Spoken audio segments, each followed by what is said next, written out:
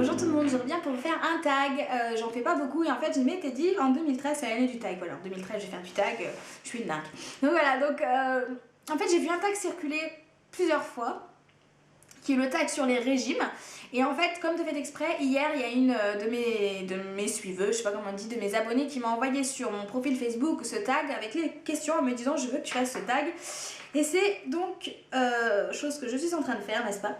Alors la question numéro 1. De façon générale, as-tu toujours fait attention à ce que tu mangeais ou avais-tu tendance à faire des écarts avant d'entreprendre un régime? De façon générale, je suis une goulue et j'aime manger. Donc il faut être honnête, on ne devient pas obèse en mangeant des haricots et des salsifis, n'est-ce pas? Donc je mangeais, j'avais tendance à faire des écarts, mais avant d'entreprendre des régimes que j'ai fait 15 fois. Donc oui, je mange, il faut pas se leurrer, il faut arrêter de dire que les nanas... Ouais, faut arrêter de dire que les nanas qui sont rondes ne sont pas toutes en train de se goinfrer. Non, effectivement, on n'est pas toutes en train de se goinfrer, mais généralement c'est quand même des nanas qui mangent, etc. Bon, question numéro 2. J'ai placé mon etc. Vous remarquerez que cet etc. je le fous n'importe où. Numéro 2. Tes parents t'ont-ils appris à manger équilibré? Contrôlaient-ils tes apports alimentaires ou te laissaient-ils manger ce que tu voulais? Mes parents, quand j'ai commencé à avoir des problèmes de poids et que le médecin a fait son boulot, n'est-ce pas, en disant oui, votre fille est grosse. Connard. Et après, il te donne une sucette. Oui, qu'est-ce que je disais? Oui, donc mes parents, effectivement, ont commencé à faire attention, à m'aider à faire un régime. Et ça, j'en écris en fait, je suis en train d'écrire un livre témoignage. Et c'est pas égocentrique de dire ça, mais je suis aussi en train d'essayer d'écrire un livre depuis déjà quelques mois déjà. Et j'espère que peut-être un jour je pourrai le publier. Je suis loin d'avoir terminé. Mais tout ça pour dire que, effectivement, j'en parle dans ce livre-là, donc je vais pas tout dire. Genre la fille qui a l'espoir de pouvoir publier le livre, lol.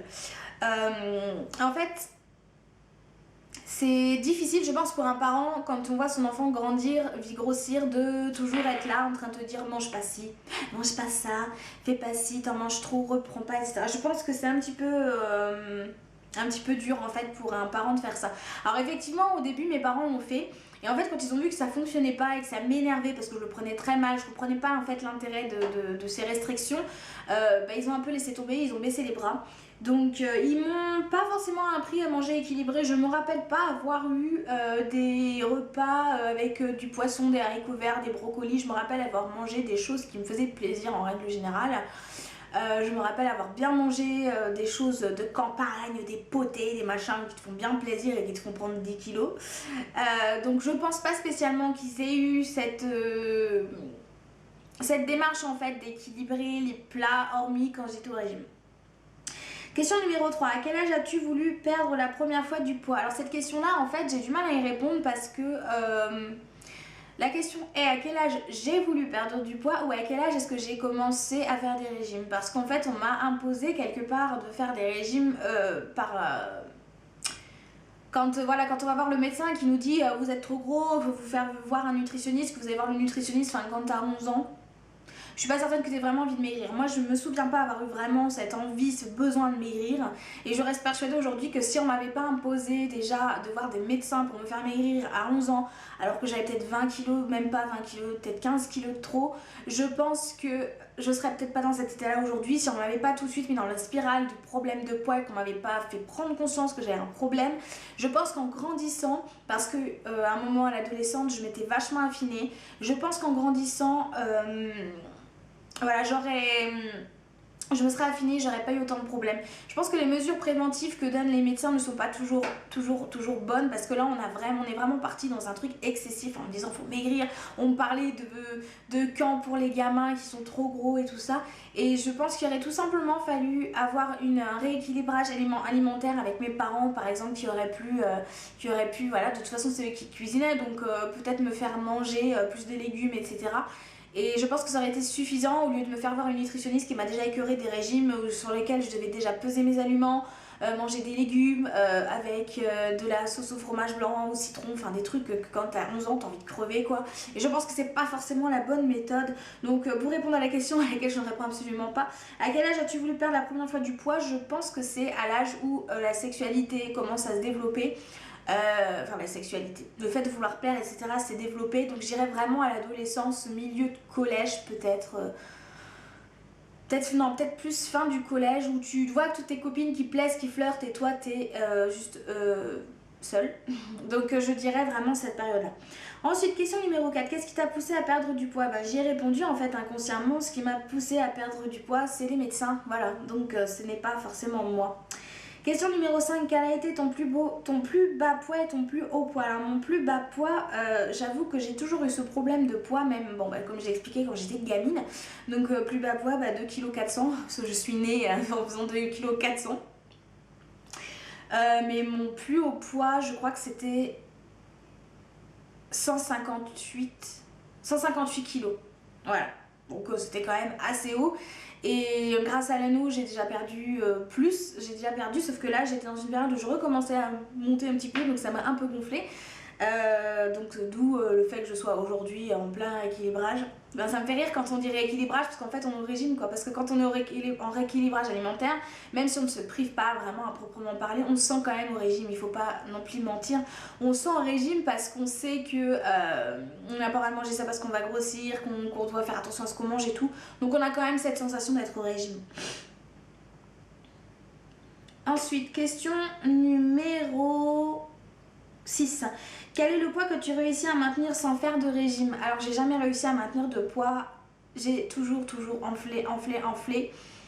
Je finis par redescendre, j'ai un effet yo-yo assez important, je peux prendre 10 kilos en 2 semaines et je peux en perdre autant en une semaine, donc c'est assez ingérable me concernant puisque je marche sous forme de compulsion.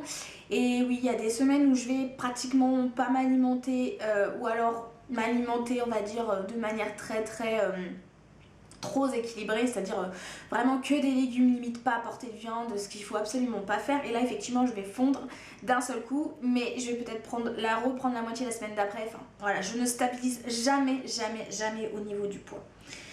Numéro 7. Quel est ton poids actuel et ta taille si ce n'est pas indiscret? Alors la gueule, si c'est indiscret, ça tu peux poser cette question là à une nana à la limite qui est bien foutue ou qui assume totalement ses rondeurs. Je ne dirais absolument pas mon poids parce que de toute façon c'est un poids que je n'assume pas aujourd'hui, sauf devant à la limite mon copain, et encore là je fais un blocage, donc je n'arriverai même pas à le sortir.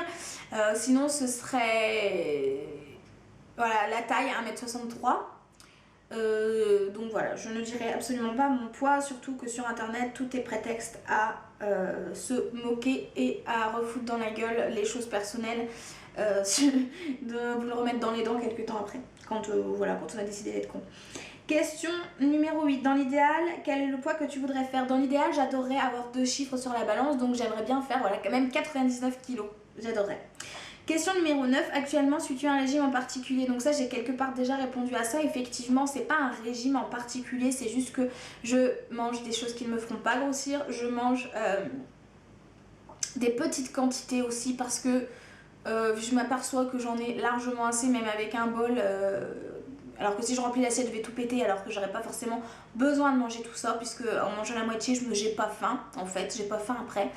Ce que je mange beaucoup, ce sont des légumes, des fibres pour éliminer, et je suis à fond dans le thé. Je suis allée acheter d'ailleurs un sachet de thé chez Coffea à côté à Reims, je vous en parlerai. Parce que j'avais envie d'un vrai thé, etc. qui se met dans la petite boule et tout. Et je suis à fond dans le thé et dans l'eau parce que moi, c'est ma bête noire, c'est je ne bois pas, je suis un chameau. Je ne bois pas. Donc voilà. Question numéro 10, as-tu suivi d'autres régimes? Alors j'ai pas vraiment fait de régime avec des noms spécifiques. J'ai eu 3 régimes différents avec des 4 régimes différents avec des nutritionnistes. J'ai fait Diète Avenue, j'ai fait la soupe aux choux, j'ai fait... Pardon.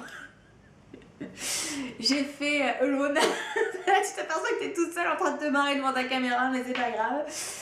Qu'est-ce que j'ai fait comme régime? J'ai fait des régimes où on pesait tout. J'ai fait des régimes hyper protéinés. J'ai fait pas mal de choses. J'ai fait des régimes contenus 2 heures. Genre, ouais, demain je commence ce régime là. Tu commences au petit-déj et là. Ou à 10h tu craques pour un peu au chocolat. Enfin, la gueule quoi. Question numéro 11. As-tu des astuces, des conseils qui t'ont aidé à ta perte de poids?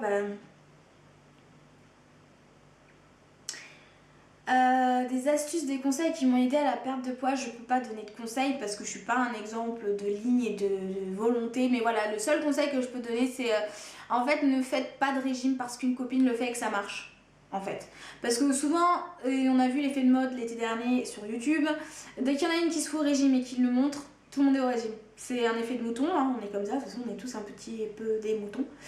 Et j'ai envie de dire, ne faites pas de régime parce que c'est la mode ou parce que tout le monde le fait, parce que vous êtes motivé par la perte d'un autre. Non, faites-le parce que vous en ressentez vraiment le besoin au fond de vous et que vous en sentez la force. Parce que être au régime, il faut être fort, sinon si vous n'êtes pas prêt en fait à entamer le régime, vous vous mettez dans une situation d'échec. Et quand tu te mets en situation d'échec, tu culpabilises parce que tu dis ouais, je suis trop bidon et tout, j'y arrive pas. Et tu vas bouffer encore plus parce que tu vas te venger sur la nourriture en te disant ouais, de la merde, de toute façon, j'y arriverai jamais, donc c'est bon, je vais péter un paquet de coquilles. Donc non. Faites-le parce que vous l'avez décrété, que vous avez eu un déclic comme disent les médecins. Et ne le faites pas juste parce que oh bah tiens ça me dirait bien moi aussi de le faire, c'est vrai que bon j'ai 2-3 kilos à perdre. Non surtout pas parce que c'est là que vous allez prendre le double, donc voilà. Comme disait mon grand-père, je pense que c'est la volonté qui prime déjà sur tout dans la vie et je pense que la volonté est importante dans un régime. Si tu sens que tu n'as pas la volonté et que de toute façon tu vas craquer, que tu n'as pas envie, que ça te fait rire, lâche l'affaire. Parce que tu vas te faire grossir de toute façon. Question numéro 12. 12 donc. Les petits craquages, c'est sur quel aliment? Le fromage. Les gâteaux. Les petits craquages, ça va être le pain et le fromage parce que je suis une grande mangeuse de fromage. J'adore le fromage, un truc de dingue. Je pourrais manger que du fromage. Genre, qu'est-ce qu'on fait ce soir? On va faire une fondue savoyarde. Ou qu'est-ce qu'on fait ce soir? Une petite tartiflette. Et ce soir, on va faire une raclette. Non, j'ai un problème avec le fromage. Et ensuite, ça va être plus salé qu'en fait des... Ouais, non, en fait, je bouffe de tout. Ouais, parce que il m'arrive aussi d'avoir envie de sucrer, genre d'avoir envie de manger... de faire chauffer un bon bol de benko. Tu veux du benko? Il va falloir que je fasse un bon bol de benko et je vais aller tremper des granolas dedans, donc c'est un peu variable en fait. Question numéro 13, comment calmes-tu tes fringales? Alors c'est très simple, je ne sais pas les calmer. Ouh, l'appareil en bas vient de faire une grosse fumée blanche, tout le monde s'en fout. Comment je calme mes fringales? Des fois, alors souvent ce que je fais c'est que je m'occupe. Si j'ai envie de bouffer, parce que c'est bouffer, hein, parce que les fringales, il faut pas rêver, parce que c'est pas parce que ton corps le réclame. Hein. Si j'ai envie de manger, je vais soit sortir, soit aller faire une course, voilà, m'occuper l'esprit, parce que je sais que je suis très faible là-dessus, que quand j'ai une fringale, c'est des trucs que tu vois, des cupcakes, tu sais, autour de toi, tu crois que tout se transforme en bouffe et tout, tu psychotes. Non, je vais faire quelque chose qui va me prendre du temps, genre je vais me lisser les cheveux, je vais m'épiler, je vais lire. Je vais faire un truc qui va m'occuper l'esprit et qui va reculer un petit peu le temps. Et une fois qu'il va être 19h pile, je vais me jeter sur la bouffe. Question numéro 14. As-tu déjà pensé avoir recours à la chirurgie par facilité? Alors cette question me gonfle, rien que de la lire, j'ai envie de... Ah, je vais jeter mon téléphone. Non, recours à la facilité. J'aimerais bien voir votre notion de facilité quand même, les gens, quand vous dites que la chirurgie, c'est une solution de facilité, vous me faites rire. Je vous le donne en mille que le fait de se faire ouvrir le bide et d'avoir 5 cicatrices à vie et qui vous rappelleront toute votre vie que vous êtes, même si vous avez perdu du poids, que vous avez eu un problème, que vous avez été malade. Je vous laisse aussi dire que le fait d'être à l'hôpital et de se prendre des piqûres dans les cuisses parce qu'il ne faut pas faire de phlébite. Je vous laisse dire que quand on vous fout des piqûres de morphine dans les bras et dans les fesses parce que vous hurlez à la mort, que toutes les 2 heures on change entre la codéine, le paracétamol et etc. Je vous laisse dire que le fait d'avoir des douleurs quand vous mangez un petit peu trop. Je vous laisse dire aussi que le fait qu'on se foute de votre gueule à longueur de journée, à longueur de temps, que c'est facile. Allez-y. Je vous laisse le dire. Je vous laisse dire que c'est facile. Je vous laisse dire que c'est facile aussi de passer 1 an à faire des examens, des prises de sang, qu'on vous foute sur un billard pour vous foutre dans l'estomac un tuyau. Je vous laisse dire aussi que c'est facile de se faire piquer dans le ventre pour avoir un petit rebond de votre anneau. Je vous laisse dire que c'est facile aussi de perdre ses cheveux, de perdre ses ongles, de perdre ses cils pour les bypass, de prendre des cachets à vie pour ne pas avoir de carence, de devoir avoir des piqûres pour avoir de la vitamine dans le corps. Je vous laisse dire que ça c'est facile aussi. Je vous laisse dire aussi que c'est facile de ne pas pouvoir boire plus d'un verre d'eau par jour parce que vous venez de vous faire opérer, que c'est facile de devoir tout acheter, que c'est facile de ne pas pouvoir aller au restaurant parce que vous ne pouvez pas manger la quantité que vous voulez. Je vous laisse aussi dire qu'il est facile de pouvoir voir en fait tout un plateau je sais pas, de quelque chose qui vous plaît, de ne vous dire que je ne pourrais manger que ce petit bout parce que j'ai été opérée, parce que je suis trop grosse. Et aussi, quand on est dans la facilité, je vous laisse dire qu'il est facile de voir son corps maigri mais avec de la peau qui pend.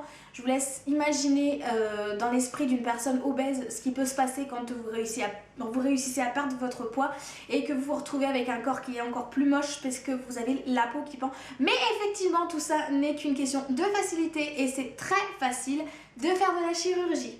Voilà. Question numéro 15.